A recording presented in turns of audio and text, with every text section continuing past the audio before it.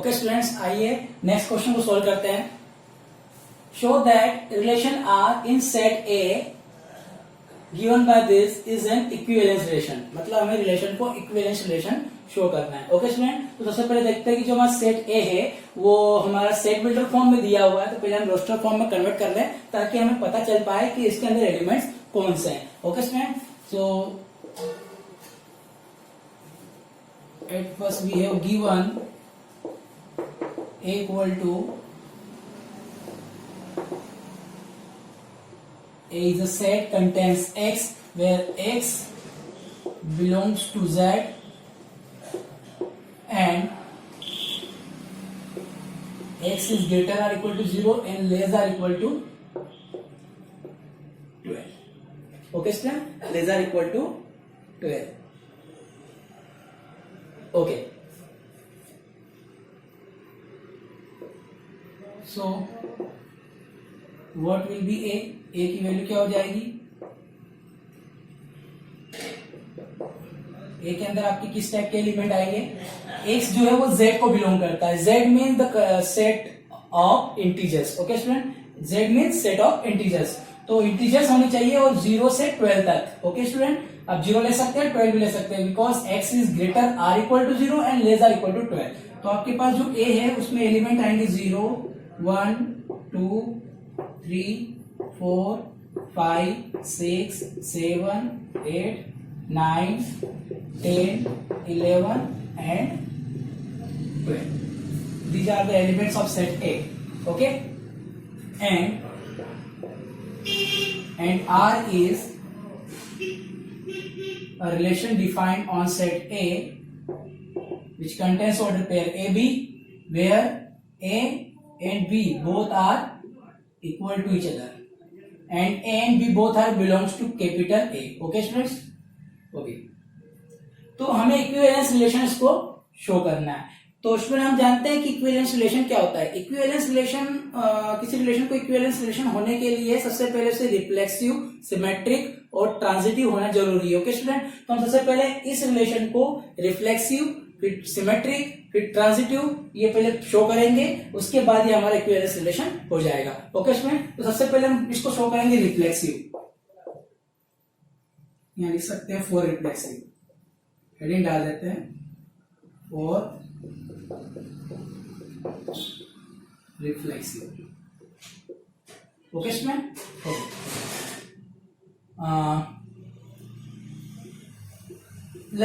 Reflexive में हमने क्या पढ़ा था कि हर एक एलिमेंट कम से कम अपने आप के साथ तो रिलेट करना ही चाहिए, किसी और के साथ करे तो कोई प्रॉब्लम नहीं है। तो let A belongs to capital A. Okay student, A जो है हमारा कैपिटल ए का एलिमेंट है और हम जानते हैं कि जो एलिमेंट होता है वो अपने आप के तो इक्वल होता ही होता है। हर एक एलिमेंट अपने आप के इक्वल होता ही है। तो ए इज इक्वल टू ए और कंडीशन क्या है कि अगर दो एलिमेंट इक्वल है तो वो ऑर्डर पेयर इस रिलेशन में है ना स्टूडेंट। तो दिस इंप्लाइज दैट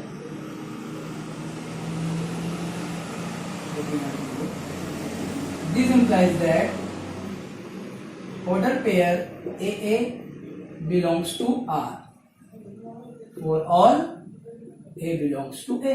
तो सारे A जो है सेट A के, उन सभी के लिए ये एलिमेंट तो R के अंदर आ ही रहे हैं।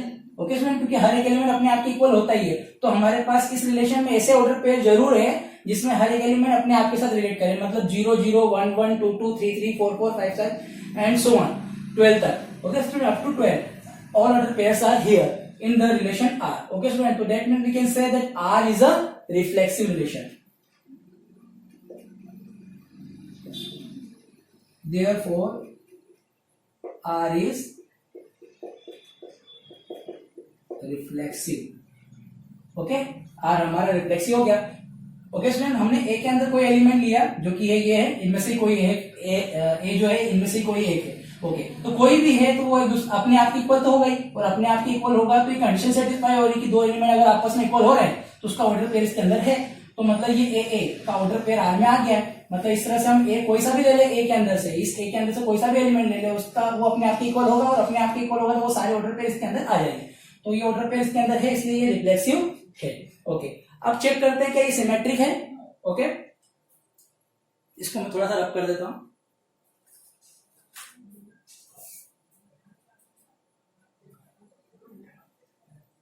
इसको आप नोट डाउन कर लीजिए।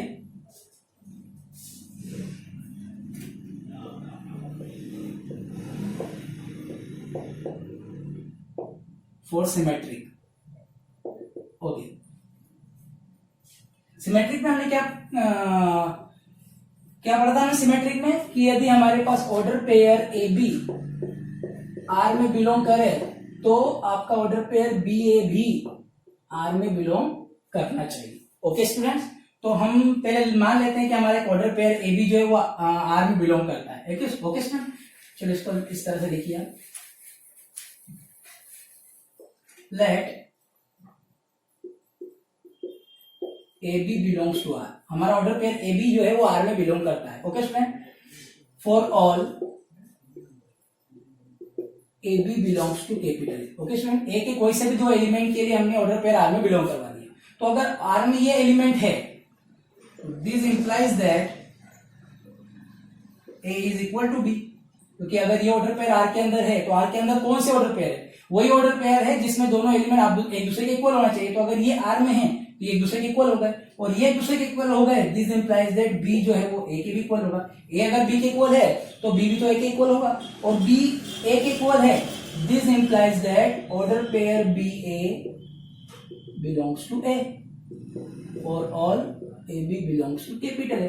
तो आप देख सकते हैं अगर आप ए बी कोई ऑर्डर पेयर आर के अंदर ले रहे हैं तो बी ए ऑर्डर पेयर भी आपका आर में है, रिलेशन में अवेलेबल है। इसका मतलब क्या है कि हमारा जो आर है वो सिमेट्रिक है, therefore R is symmetric।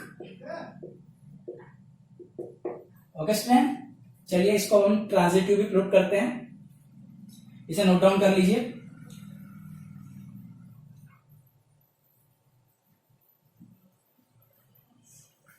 Transitive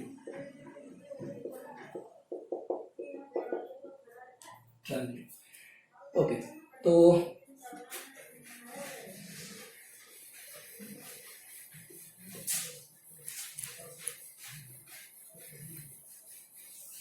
transitive में हमने क्या पढ़ा था कि अगर हमारे पास दो order pair A B belongs to R and b c belongs to R है, तो this implies that a c belongs to R भी होना चाहिए।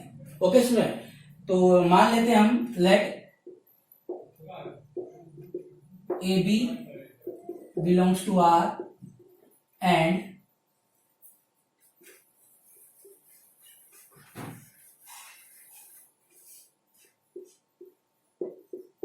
BC belongs to R. Okay student, for all A B C belongs to capital A। ठीक है student, A के कोई से भी तीन एलिमेंट को लेकर हमारे पास दो टाइप के रिलेशन में ऑर्डर पेयर अवेलेबल है, हमने मान लिया। तो अगर ऑर्डर पेयर ये दोनों अवेलेबल है तो हमारे पास AC नाम का ऑर्डर पेयर भी होना चाहिए, है ना। तो देखते हैं AC नाम का होगा कि नहीं। सबसे पहले देखो ये ऑर्डर पेयर इसके अंदर है और ये ऑर्डर पेयर भी इसके अंदर है, तो this implies that A is equal to B and B is equal to C। होगा या नहीं होगा? ए बी आर के अंदर है और हम जानते हैं कि आर के अंदर कोई एलिमेंट कोई ऑर्डर पेयर है तो उसके दोनों एलिमेंट इक्वल ही होंगे, क्योंकि रिलेशन इसी तरह से डिफाइन है हमारे पास कि ऑर्डर पेयर में जो भी एलिमेंट हो एक दूसरे के इक्वल होना चाहिए। तो अगर ये ऑर्डर पेयर हमारे रिलेशन में है तो ए और बी दोनों इक्वल है एक दूसरे के, ये ऑर्डर पेयर भी इसमें है इसलिए बी और सी भी आपस में इक्वल है। तो अब देखिए ए बी के इक्वल है और बी सी के इक्वल है, दिस इंप्लाइज दैट ए और सी ये दोनों भी आपस में इक्वल है, और अगर ए और सी आपस में इक्वल है this implies that order pair a c belongs to R for all a c belongs to capital A. Okay student, तो आप देख सकते हैं कि अगर हमारा ए बी से रिलेट कर रहा है, बी सी से रिलेट कर रहा है, तो ए सी से भी रिलेट कर रहा है। तो हम यहां लिख सकते हैं therefore R is transitive.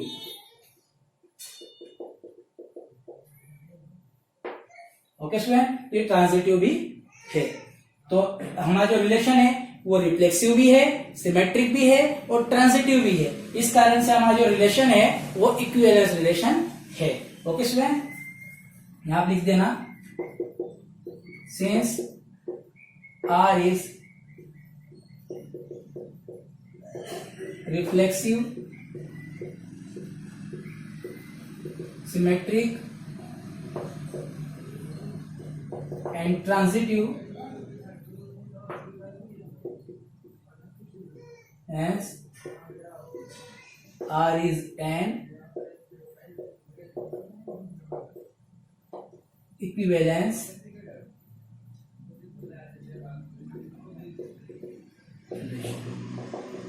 as proved. Okay student, note down कर लीजिए.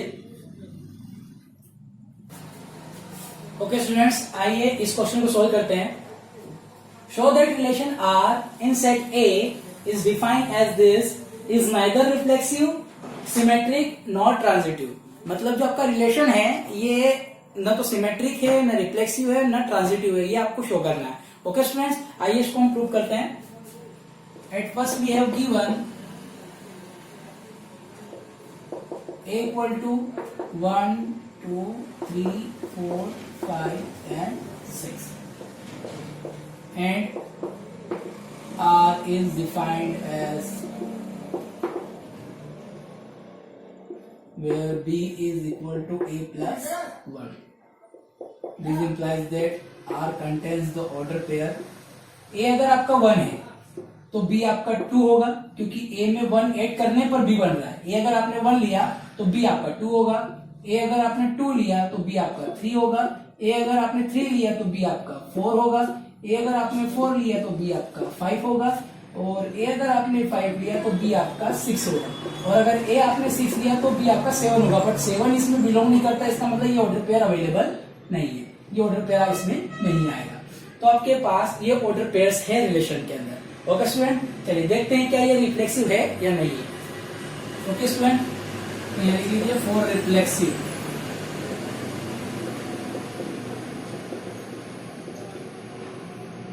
फॉर रिफ्लेक्सिव, तो रिफ्लेक्सिविटी का कंडीशन है कि हर एलिमेंट अपने आप के साथ तो रिलेट करना ही चाहिए. तो यहाँ ऐसा देखो 1 1 के साथ रिलेट कर ही नहीं रहा है, ना 2 2 के साथ रिलेट कर रहा है, ना 3 3 के साथ रिलेट कर रहा है, ना 4 4 के साथ रिलेट कर रहा है, ना 5 5 के साथ रिलेट कर रहा है, और ना ही 6 6 के साथ रिलेट कर रहा है.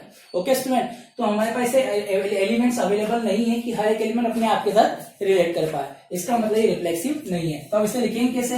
लिखेंगे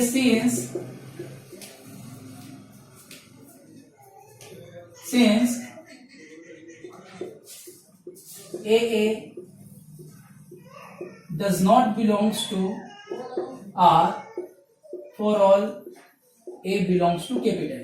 ओके स्टूडेंट, मतलब कैपिटल का कोई सा भी एलिमेंट रखने पर इस टाइप के ऑर्डर पेयर R में नहीं है, है ना. therefore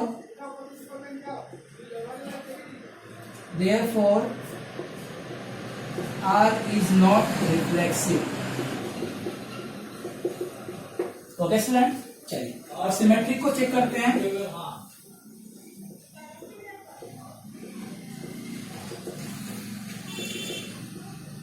और सिमेट्रिक, ओके, सिमेट्रिक में हमने क्या पढ़ा था कि अगर ऑर्डर पेयर 1 2 है हमारे पास और 2 3 अवेलेबल, मतलब हमारे पास ऑर्डर पेयर ए बी रिलेशन में है तो हमारे पास बी ए भी होना चाहिए.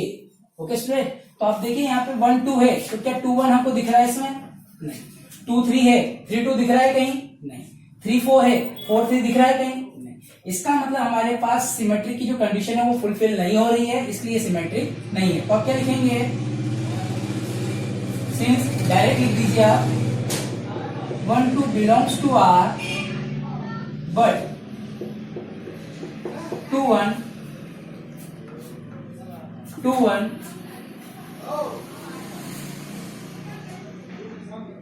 does not belongs to R. Therefore,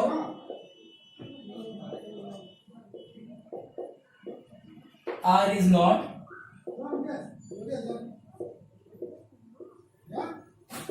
symmetric. Okay student, 1 2 है हमारे पास पर 2 1 रिलेशन में नहीं है, इसलिए सिमेट्रिक नहीं है. ओके स्टूडेंट्स, चलिए अब हम ट्रांजिटिव को चेक करते हैं.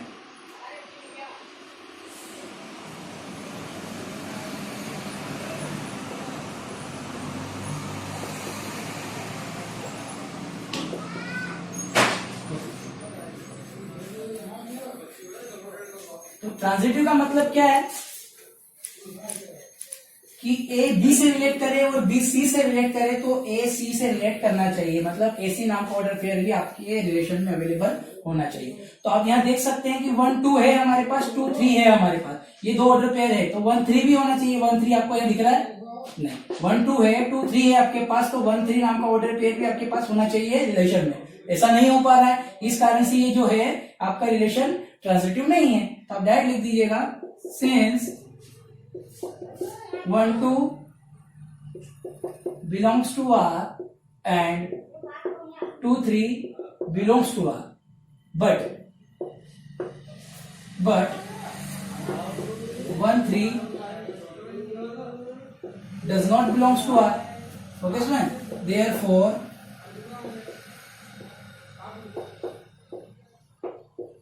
R is not transitive. Okay, student? Hence, proved. I hope students आपको ये समझ में आया होगा। ओके, नोट डाउन कर लीजिए।